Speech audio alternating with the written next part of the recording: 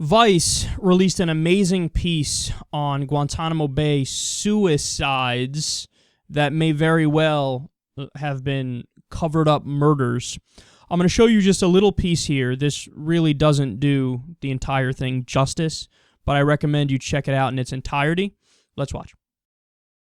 They would have all three had to tie their hands and feet together by themselves, shoved rags down their throats, put a mask over their face, made a noose, hung it from the ceiling or the side of the cell block, jumped into the noose, and hung themselves simultaneously.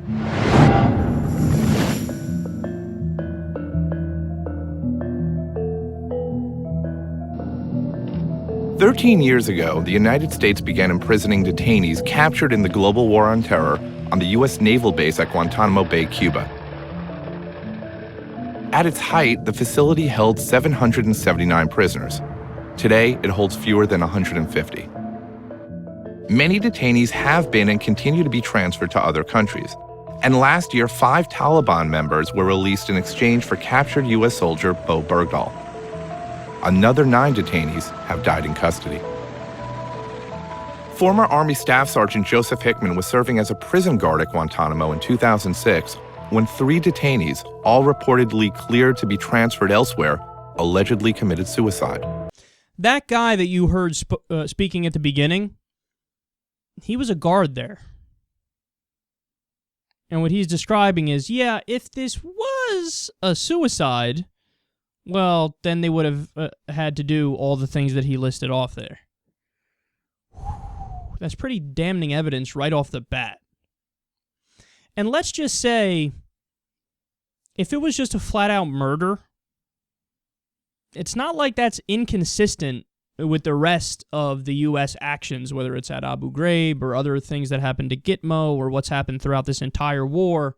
Remember, when the CIA torture report was released, what did we learn? We learned that the U.S. did torture blatantly and overtly. I mean, the idea that these things aren't torture is comical.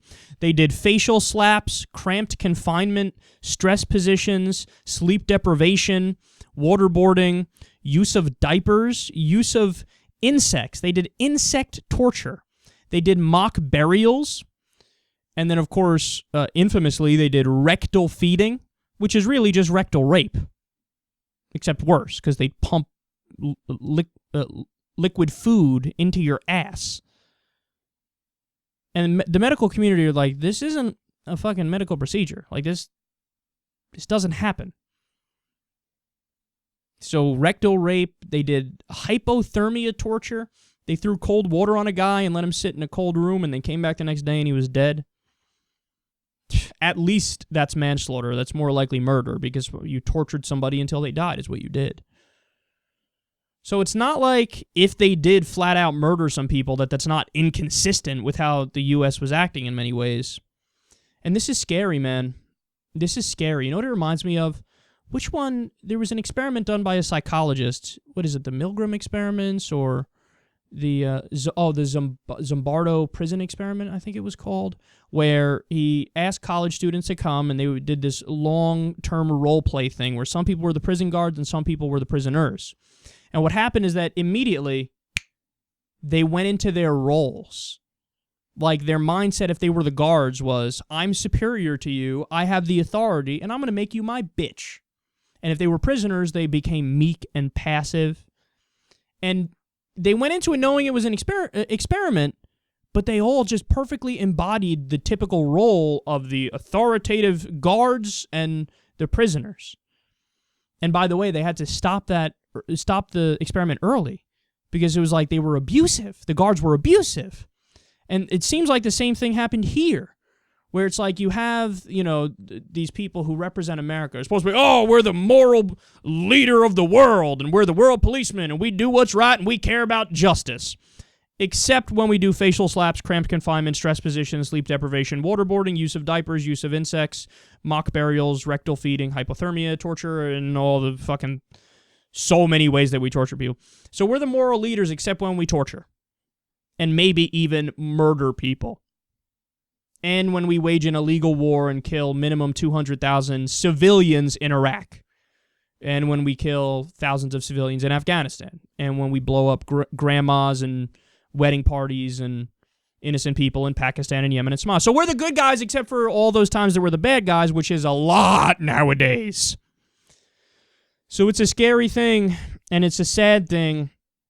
And if anybody really gives a shit about justice, if anybody really gives a shit about law, all these people need to be prosecuted, man. Look, there's no other way around it. I mean, imagine if it was another country that did all the things that the U.S. did. Not only would we be calling for them to be brought up on charges, we would be leading the way. I mean, we killed Japanese soldiers when they waterboarded our people after World War II, during World War II. We put them to death because, oh, you tortured them. You're not allowed to do that. Okay, death. But when Dick Cheney orders it, shh. It's amazing that they're still... Like, these guys are still, free in America, just walking around, doing interviews on TV, going on Meet the Press and shit. They're scared to travel to other countries. Did you know that? Because they fear they'll legit be arrested and brought up on international criminal charges. And they should be scared, because they should be brought up on charges, man. You've now, when you don't go after them, what has happened is you've now made it a debatable issue.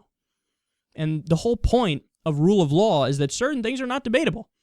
The rights laid out in the Magna Carta, the laws written for the International Criminal Court and at the Geneva Conventions, these are all important, and they're not supposed to be open for debate. If we're debating torture again, I mean, what else is up for debate? Let's debate genocide. Maybe we allow genocide every once in a while. The fuck are you talking about? Never. Oh, but no, it's okay because we meant well when we killed all those people. The fuck does that matter? That doesn't mean dick. Every empire throughout history was convinced that they were doing the right thing.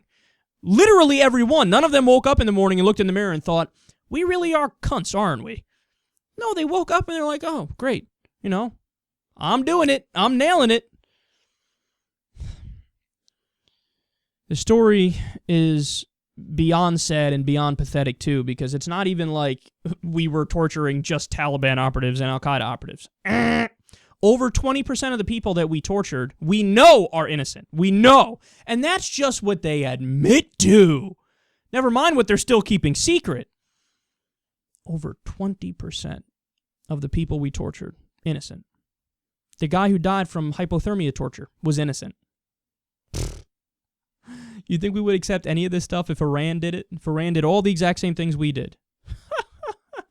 If you believe that, you know absolutely nothing about politics.